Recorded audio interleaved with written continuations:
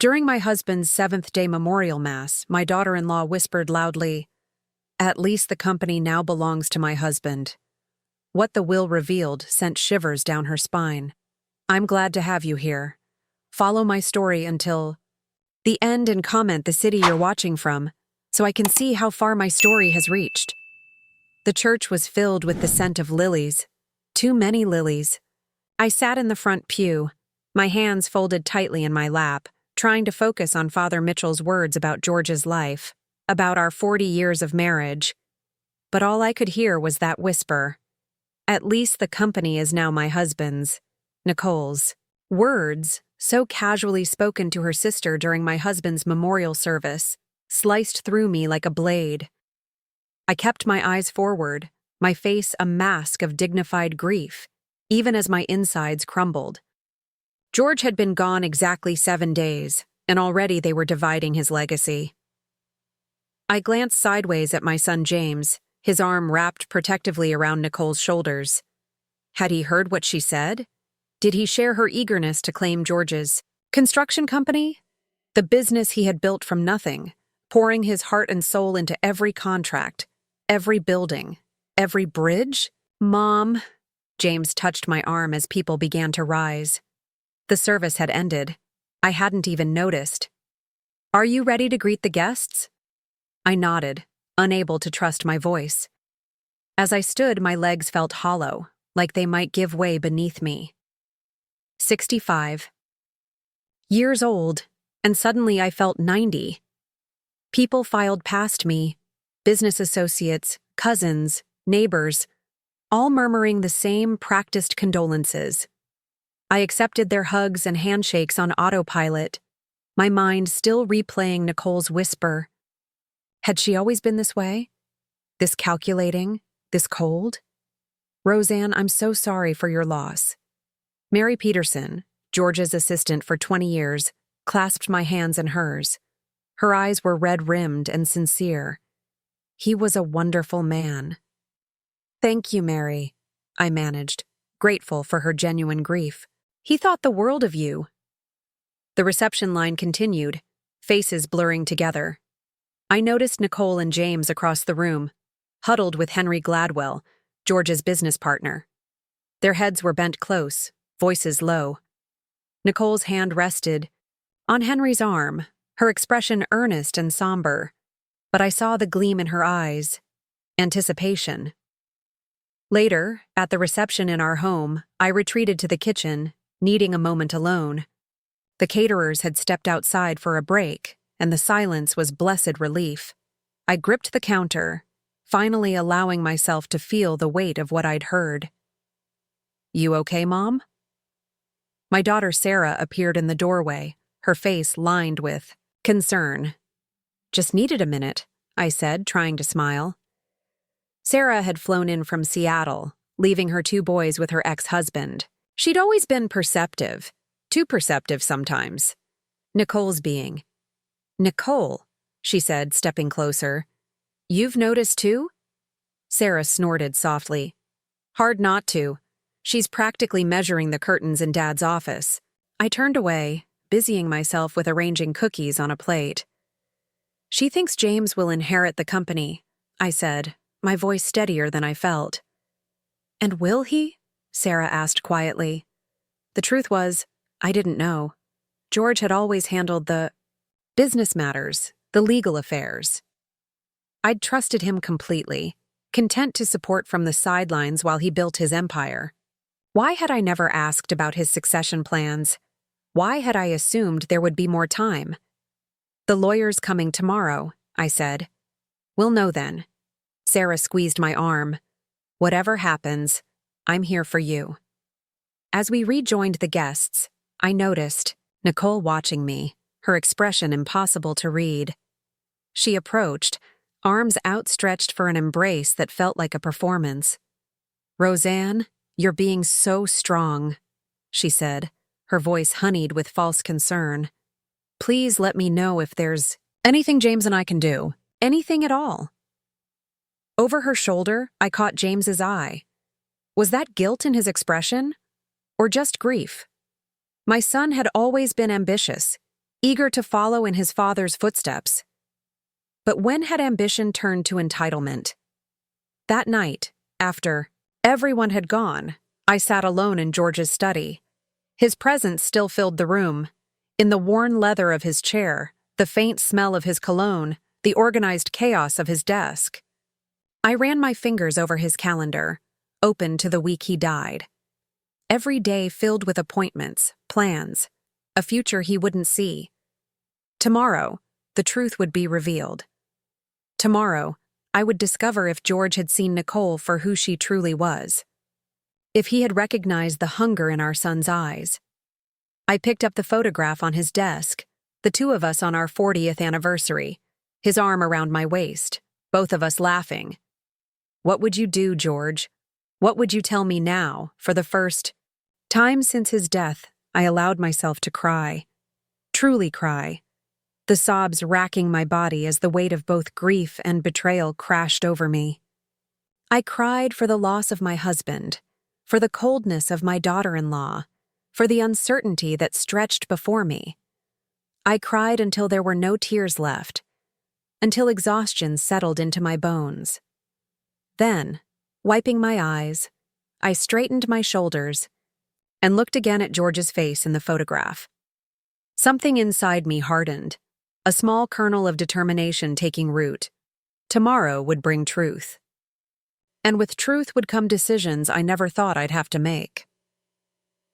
The next morning dawned gray and drizzly, matching my mood perfectly. I dressed carefully in a navy suit that George had always liked, drawing strength from the familiar fabric. By 10 o'clock, everyone had gathered in Richard Whitman's office, our longtime family lawyer, a man who had been George's friend for 30 years. Nicole arrived wearing black, elegant as always, her hand firmly clasped around James's. Sarah sat beside me, her quiet presence a comfort. George's brother Edward had flown in from Phoenix, his weathered face solemn. "Thank you all for coming," Richard began, adjusting his glasses.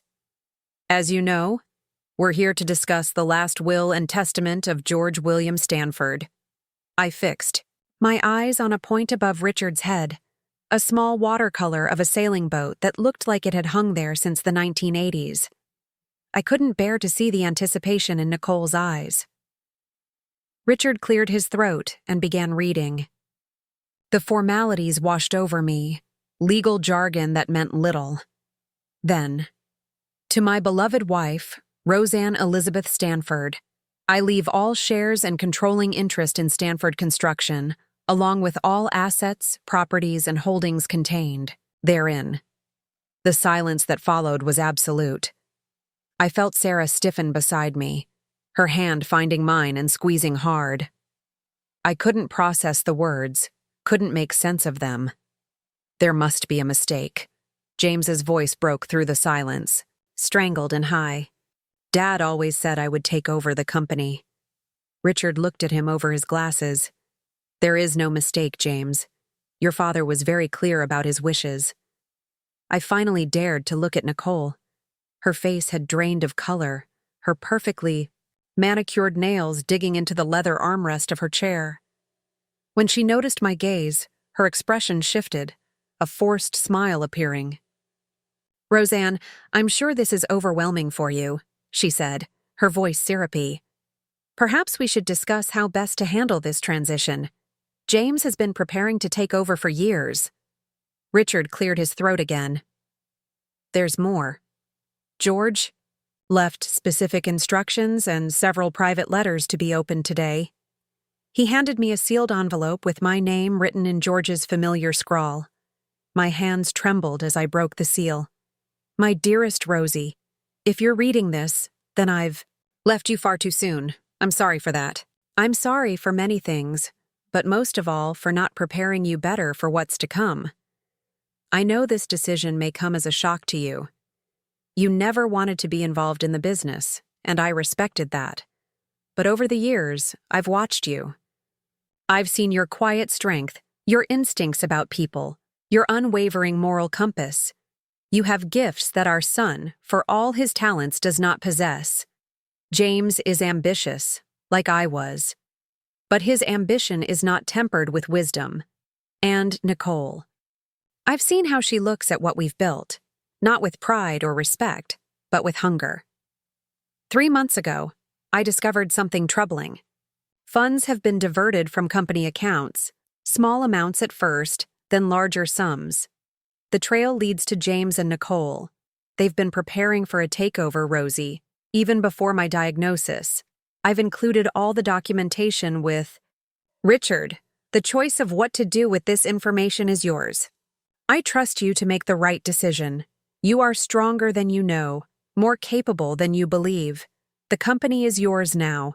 Lead it with the same grace and integrity with which you've led our family. All my love, always. George. I folded the letter carefully, my mind reeling. George had known.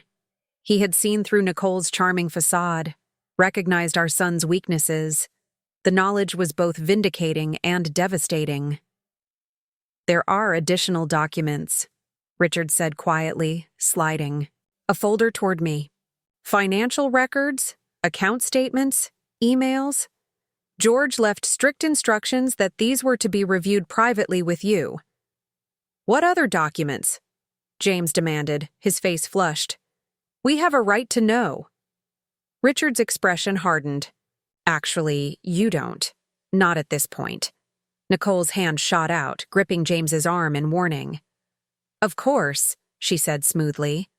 We understand this is a difficult time for everyone. Her eyes met mine, calculating, assessing. Perhaps, she continued. We should give Roseanne some time to process everything. Obviously, she'll want to transfer management responsibilities to James as soon as possible. Running a construction company is hardly something she's equipped for. The condescension in her voice ignited something in me, a slow-burning flame of indignation. Thank you for your concern, Nicole, I said, surprised by the steadiness of my voice. But I think I'd like to take some time to consider all my options. Sarah's lips twitched with the hint of a smile. Edward cleared his throat. George knew what he was doing, he said, his gruff voice breaking the tension. Always did. James stood, abruptly. This is ridiculous. Dad was sick. He wasn't thinking clearly. James, Richard's voice carried a warning. Your father was of sound mind when he made these decisions. I can assure you of that. Nicole tugged at James's sleeve. Let's go, she murmured. We'll discuss this at home. As they turned to leave, Nicole paused by my chair, leaning down as if to embrace me. This isn't over, she whispered, her breath hot against my ear. You have no idea what you're doing. When the door closed behind them, I let out a breath. I hadn't realized I was holding. Sarah's arm came around my shoulders. Mom, are you okay? I looked down at George's letter, then at the folder containing evidence of my son's betrayal. My heart felt like it was being torn in two. I don't know, I answered honestly. But I think I need to find out exactly what James and Nicole have been up to. Richard nodded grimly. George was very thorough in his investigation. You should prepare yourself, Roseanne. What you're about to learn won't be easy to hear. As I reached for the folder, I felt a strange calm settling over me. George had trusted me with this. He believed I was strong enough to handle it, to make the right decisions. For the first time in 40 years, I was on my own. But perhaps I wasn't as unprepared as I'd thought. The manila folder sat on my kitchen table for 3 days before I found the courage to open it. Sarah had returned to Seattle, promising to come back soon. The house felt cavernous without George, every room haunted by memories. But the silence gave me time to think, to process, to plan. When I finally opened the folder, the contents stole my breath. Bank statements, transfer records, emails between James and Nicole dating back nearly 2 years. They had siphoned off nearly $300,000 from the company accounts, disguising the transactions as vendor payments and consultant fees. One email exchange made my hands shake with anger. Dad's asking questions about the Carson project expenses. Distract him. Tell him something about permits. He never checks those details. A. What if he finds out? N. He won't. And soon it won't matter anyway. The doctor said 6 months max. They had known about George's cancer, had counted on his illness to distract him, had calculated his death into their plans. I closed the folder, walked calmly to the bathroom, and vomited until there was nothing left but bitter bile. My own son. My own son had betrayed not just the company, but his dying father. That night, I made a decision. I called Catherine Zhao, a business consultant who had worked with George occasionally. We arranged to meet the following day. Mrs. Stanford, Catherine greeted me, her handshake firm and confident. I was sorry to hear about George. He was a good man. Thank you, I said. And please, call me Roseanne. Catherine was in her early 50s, her black hair streaked with silver, her dark eyes shrewd but kind. She listened without interruption as I explained the situation. The will, the evidence of James and Nicole's betrayal, my complete inexperience in running a construction company. So you're planning to sell? She asked when I finished. I don't. No, I admitted. Part of me wants to wash my hands of all of it. But George trusted me with this. He believed I could do it. Catherine studied me, her expression thoughtful. George and I spoke often about the company. He mentioned you more than you might think. I blinked in surprise. Me? He said you had an instinct for people, that you could spot a dishonest contractor from a mile away. She smiled slightly. He also said you kept the books for his first 3 projects, back when Stanford Construction was just him and a pickup truck. I hadn't thought about those early days in years, sitting at our tiny kitchen table, calculator in hand, checking George's math, suggesting ways to trim costs without sacrificing quality. That was a lifetime ago, I said softly. Maybe. But those skills don't disappear. Catherine leaned forward.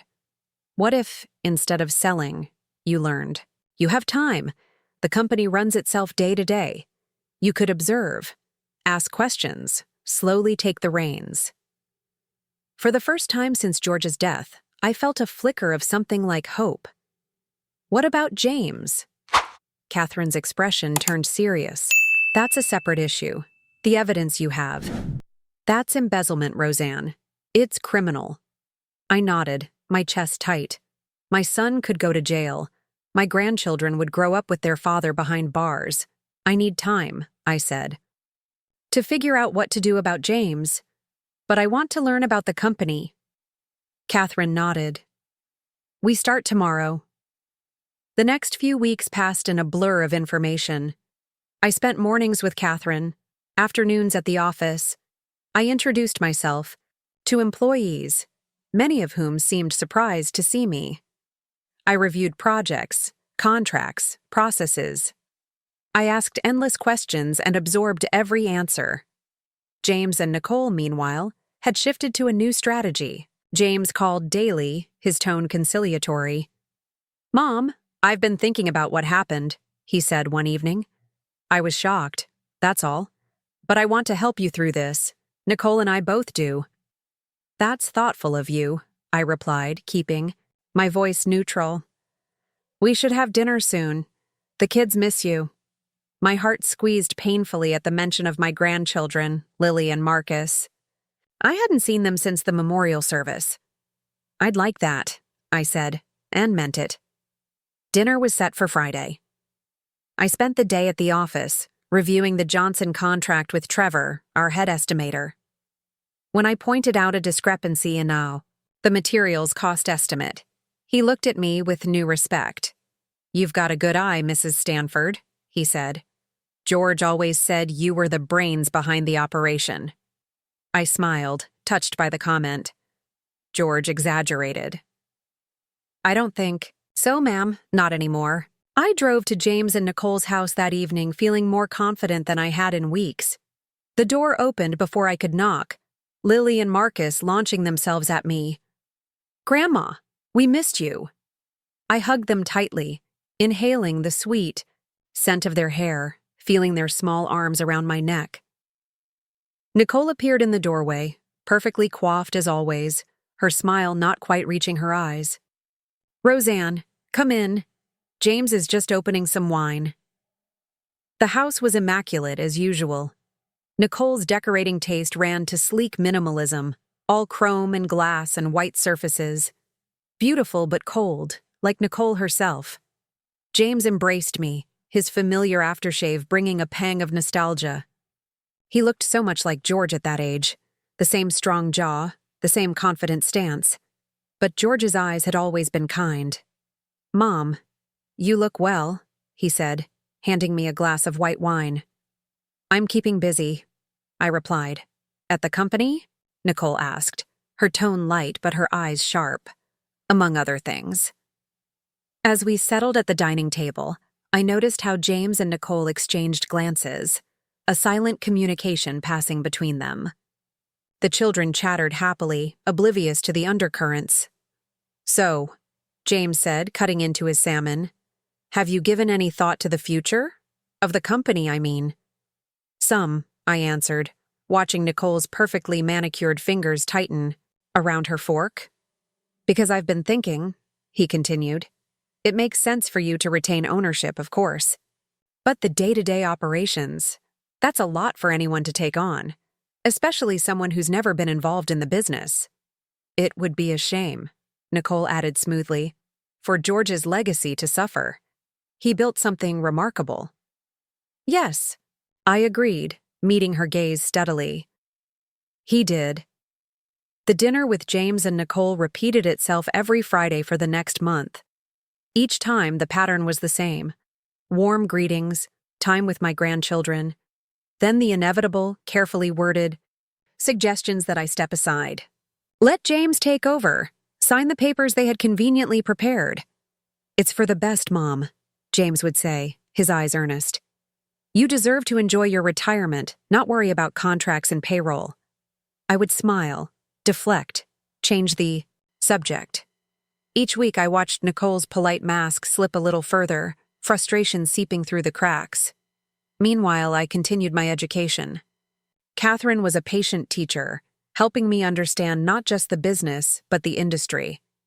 I spent more time at the office, getting to know the employees, reviewing past projects. To my surprise, I found I had a knack for it, for spotting inefficiencies, for asking the right questions, for connecting with clients. "You're a natural," Catherine told me one afternoon as we reviewed quarterly projections. "George was right about you." The compliment warmed me, but I was under no illusions. James and Nicole were growing desperate. The polite requests would not continue indefinitely. My suspicions were confirmed when I received a call from Dr. Myers, our family physician. "Roseanne," he said, his voice concerned. "James came to see me yesterday. He's worried about you." Gripped the phone tighter. "Is that so?" "He thinks you might be suffering from depression, possibly the early stages of dementia. He asked me to recommend a geriatric specialist for an evaluation." Cold anger spread through my chest. "And what did you tell him?" "That I've seen no signs of cognitive decline in you whatsoever." But he was quite insistent. After thanking Dr. Myers, I sat at my kitchen table, hands shaking with fury. So this was their new strategy: declare me incompetent, take control of the company that way. That evening, I received a text from Nicole. "Roseanne, James and I are concerned about you. We've noticed some changes in your behavior. We've made an appointment with a specialist for next Tuesday. James will pick you up at 10. I didn't respond. Instead, I called Richard Whitman. "They're trying to have me declared incompetent," I told him, my voice steadier than I felt. Richard sighed heavily. "I was afraid of this. George worried they might try something like this if things didn't go their way." "What can I do?" "Document everything. Every conversation, every text. And Roseanne," his voice grew more serious, "be careful about what you eat or drink at their house." My blood ran cold. You don't think they would? Probably not, he cut in. But sedatives could make you appear confused, disoriented. It would support their claim. That night, I couldn't sleep. The thought that my own son might drug me, might try to strip me of my dignity and autonomy, was almost too painful to bear. But beneath the pain, something else was growing. A fierce, protective anger, not just for myself, but for George's legacy, for the company he had built, for the employees who depended on it. The next morning, I made a decision. I would confront them, but on my terms, not theirs. I arranged a family dinner at my house for Sunday evening. I invited Sarah, who flew in from Seattle, and Edward, who agreed to drive up from Phoenix. I even called Nicole's parents, whom I had always liked despite their daughter's coldness. When everyone had arrived, seated around the dining table George and I had bought for our 10th anniversary, I took a deep breath and stood. "Thank you all for coming," I began. "I know some of you traveled far to be here." James shifted uncomfortably in his seat. Nicole's smile was fixed, her eyes darting between me and her parents. I wanted us all together because there are some matters that need to be addressed openly, as a family. I met James's gaze directly. "Son, would you like to tell everyone about your appointment with Dr. Myers? Or about the specialist you've scheduled for me on Tuesday?" James's face drained. Of color, Sarah gasped softly. "Mom, it's not like that," James stammered. "We're worried about you, that's all." "Worried," I repeated, "that I might continue to run the company George left to me. Worried that I might discover more about the funds you and Nicole have been diverting over the past 2 years." The room went deadly silent. Nicole's father, Robert, leaned forward, his expression grave. "What funds?" he asked. I had prepared for this moment, had copies of the evidence ready. As I distributed them around the table, Nicole stood abruptly. "This is ridiculous," she hissed. "James, we don't have to sit here and listen to these wild accusations." "They're not accusations if I have proof," I replied calmly. "Bank statements, emails. George discovered what you were doing before he died. It's why he left the company to me, not to James." Nicole's mother, Ellen, was staring at the documents, her face ashen. "Nicole, is this true?" Nicole's composure finally shattered. "So, what if it is? We deserved that money. James has worked for that company for 15 years, and George never appreciated him, never gave him the recognition he deserved." "Nicole!" James warned, but she was too far gone. "She doesn't know anything about running a construction company," Nicole continued, gesturing wildly at me. "She's going to run it into the ground. We were trying to save it." "By stealing from it?" Edward's voice was quiet but cutting. "By securing our future," Nicole shot back. "James should have been named president years ago, but George always held on to control, always treated James like a child." James grabbed her arm. "That's enough, Nicole." But the damage was done. Nicole's parents were staring at their daughter, as if seeing her for the first time. Sarah's expression was a mixture of shock and disgust. Edward shook his head slowly. "James," I said, my voice gentle despite everything. "Why? Your father loved you. He was grooming you to take over eventually." James couldn't meet my eyes. "It was taking too long," he muttered. "And when Dad got sick, I thought he might sell rather than leave it to me." Nicole thought. We thought. "You thought you'd take matters into your own hands." I finished for him. The silence that followed was heavy with unspoken pain and disappointment. Finally, Robert cleared his throat.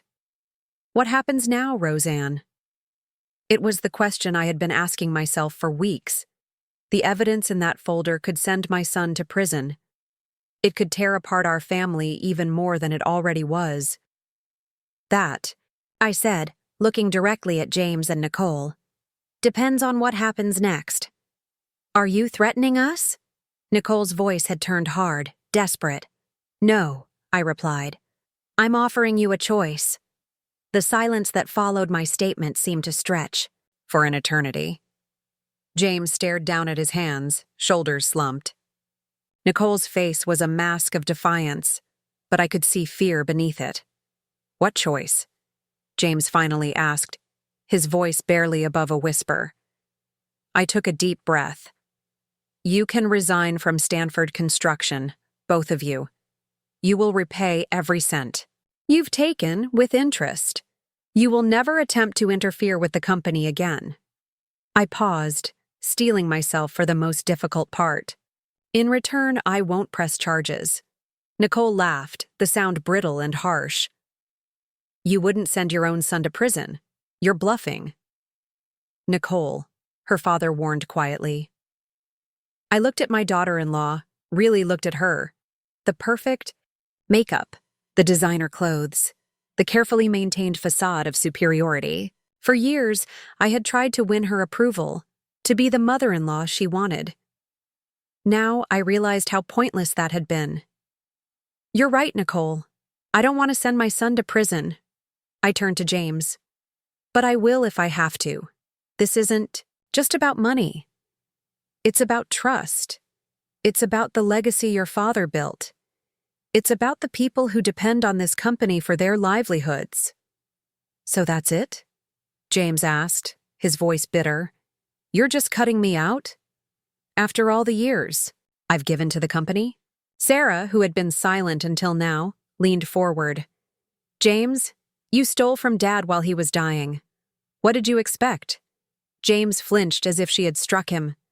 I'm not cutting you out entirely, I said. You can stay on as a consultant if you wish. You know the business, the clients. But you will have no access to financial accounts, no decision-making authority. And what about me? Nicole demanded. Your position as marketing director is terminated, effective immediately. Nicole stood so abruptly that her chair toppled backward. This is outrageous. James, we don't have to take this. She can't prove anything. James looked up at her, then at me, his expression torn. I saw the boy he had once been, eager to please, hungry for validation. What had happened to that child? When had he become this man, willing to betray his own father? Mom, he said, his voice breaking slightly. Give me another chance. Please. I'll make it right. For a moment, I wavered. This was my son, my firstborn. Despite everything, I loved him. James, I said gently. This is your second chance. I'm not sending you to jail. I'm not exposing what you did to the world. But I can't put you in a position to hurt the company again. Nicole grabbed her purse. This is ridiculous. We'll fight this. We'll get lawyers involved. You certainly could, Richard cut in smoothly. But the evidence is quite compelling, and embezzlement charges would be just the beginning. Nicole's parents exchanged glances. Ellen spoke up, her voice strained. Nicole, enough. You and James should consider Mrs. Stanford's offer very carefully. The evening ended shortly after, the atmosphere heavy with unresolved tension. Nicole stalked out without saying goodbye, James trailing behind her like a shadow. Sarah hugged me tightly before leaving for her hotel. I'm proud of you, Mom, she whispered. Dad would be too. That night, alone in the house that suddenly felt too big, I sat in George's study and wept. For the son I had raised, for the family that was fracturing, for the husband who wasn't there to help me through it. The next morning, reality set in. I had a company to run, employees who depended on me. I dressed carefully, choosing a blue suit that made me feel confident, and drove to the office. The news had spread quickly. As I walked through the building, I could feel eyes on me, could hear the whispers. James and Nicole had been popular, at least on the surface. I wondered how many people thought I was just a bitter widow, pushing out my own son out of spite. Catherine met me at my office. George's office, now mine. Are you ready for this? She asked. No, I admitted, but I'm doing it anyway. I spent the day in meetings with department heads, listening more than speaking, asking questions, taking notes. Some seemed skeptical of me, others guardedly optimistic. Trevor, the head estimator, was openly supportive. "Mrs. Stanford," he said as our meeting concluded, "for what it's worth, I think George made the right call. James is, well, let's just say he takes shortcuts. That doesn't work in construction." By the end of the week, I had met with every key employee, reviewed all ongoing projects, and begun to develop a plan for the company's future. With Catherine's help, I identified strengths to build on and weaknesses to address. Meanwhile, James had moved out his personal belongings from his office, but had not yet given me an answer about the consultant position. Nicole had been seen clearing out her desk late one night when the building was nearly empty. Friday evening, as I was preparing to leave, my phone rang. It was Ellen, Nicole's mother. "Roseanne," she began, her voice hesitant, "I owe you an apology. Robert and we had no idea what Nicole was involved in." "I know," I said, meaning it. Ellen and Robert were good people. They had always treated me with kindness. "We've spoken with them," she continued. "Extensively, I think. I think James might be ready to accept your offer. But Nicole..." I sighed, understanding what she wasn't saying. Nicole was the driving force, had always been. She had pushed James, molded him, used his insecurities to her advantage.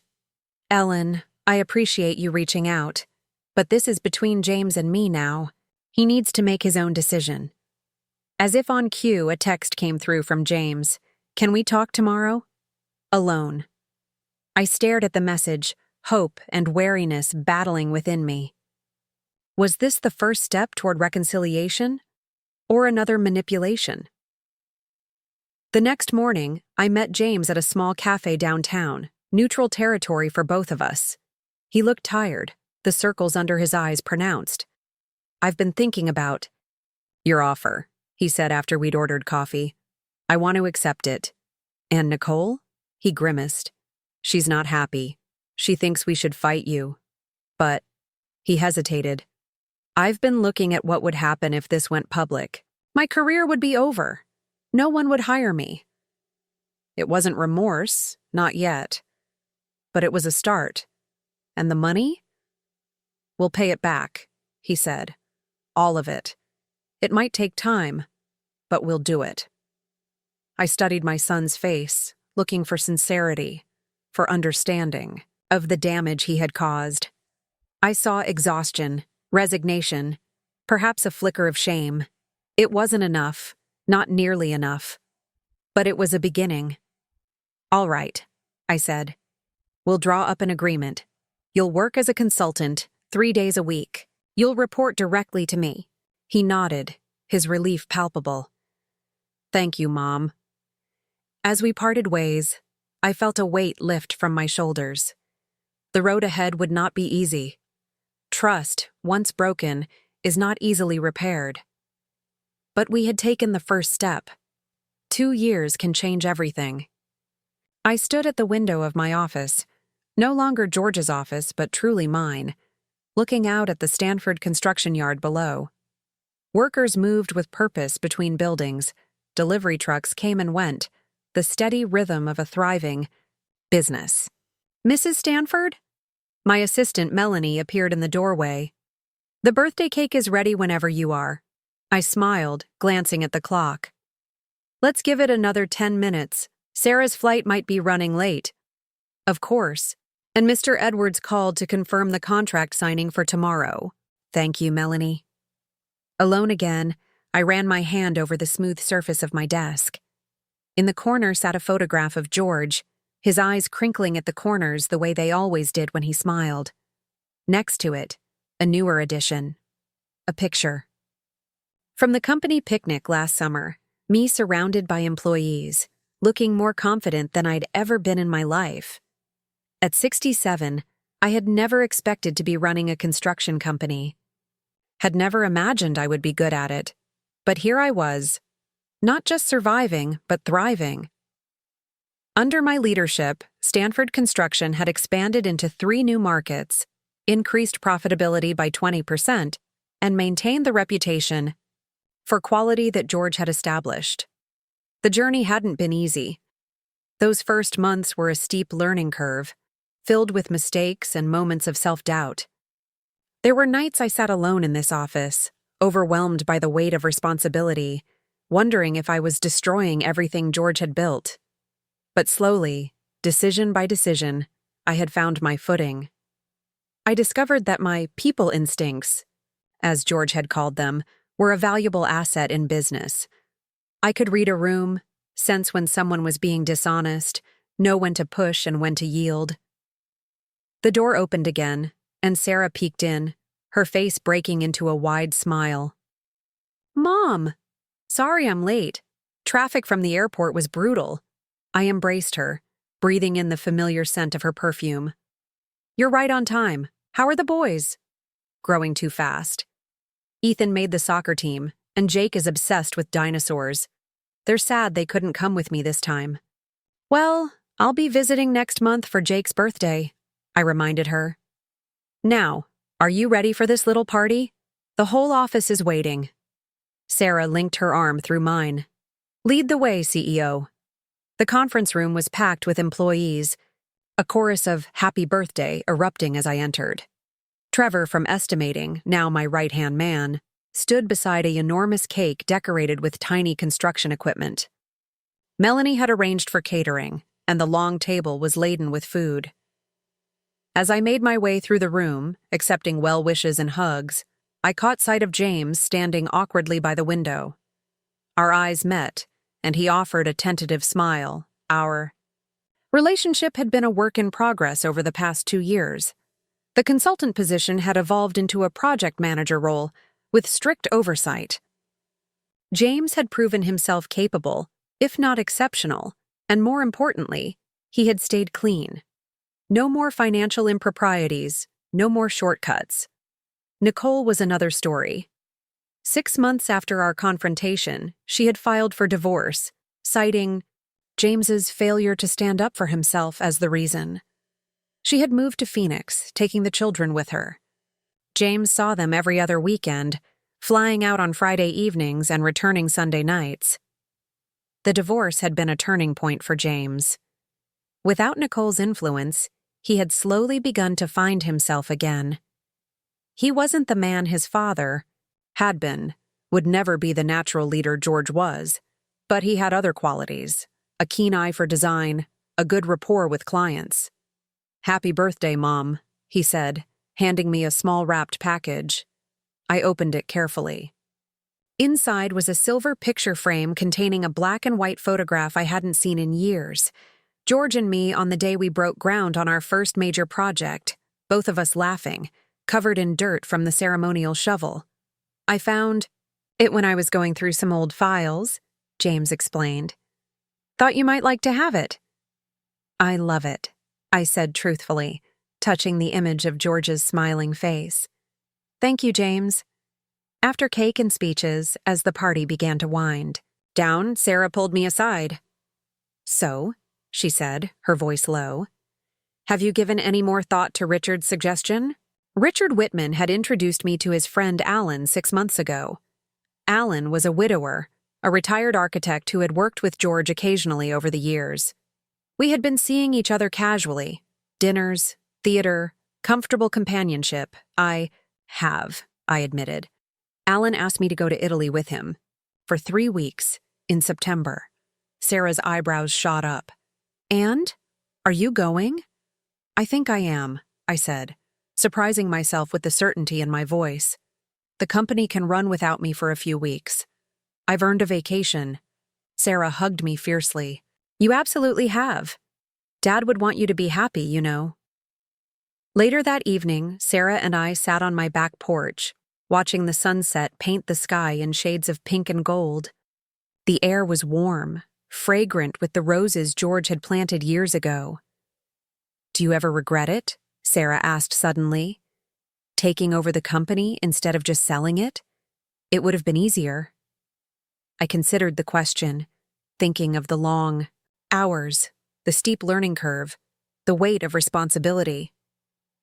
Then I thought of the satisfaction of a project completed on time and under budget, the pride in seeing a building rise from nothing, knowing I had played a part in its creation.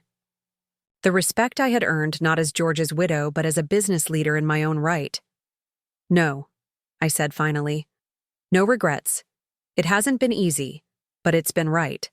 For me, for the employees, for George's legacy. And for James? I glanced at the photograph he had given me, now sitting on the side table. For James, too, I think. He needed to learn that there are consequences to his actions. He needed to earn his place rather than feel entitled to it. Sarah nodded thoughtfully. You know, when Dad died, I was so worried about you. You seemed so lost. I was, I admitted. I didn't know who I was without him. I'd been George's wife for so long, I'd forgotten how to be just Roseanne. And now? I smiled, feeling the warm evening breeze against my face. Now I know exactly who I am. The company holiday party that December was held at the Grand Hotel downtown, a celebration of Stanford Construction's most profitable year to date. I stood at the podium, looking out at the faces of employees, clients, and friends. 27 months ago, I knew almost nothing about running a construction company, I began, but George did. He knew that this company wasn't just about buildings. It was about people, about integrity, about doing things right, even when no one is watching. I paused, my gaze finding James in the crowd. He nodded slightly, understanding. In his eyes, Stanford Construction will continue to grow and evolve. We'll face challenges and opportunities, but our foundation, the values that George Stanford built this company on, those will never change. As applause filled the room, I felt a sense of completion, of things coming full circle. Nicole had been wrong that day at the memorial service. The company wasn't her husband's. It wasn't even mine. Not really. It belonged to all of us who had built it, brick by brick, day by day. It belonged to George's memory and to the future we would create together. And as for me, the woman who had once been just George's wife, I had found something I never expected. Not just purpose, not just confidence, but joy. The joy of discovery, of challenge, of becoming more than I had ever thought possible. George had given me one final gift. Not the company itself, but the opportunity to discover my own strength. And for that, I would be forever grateful.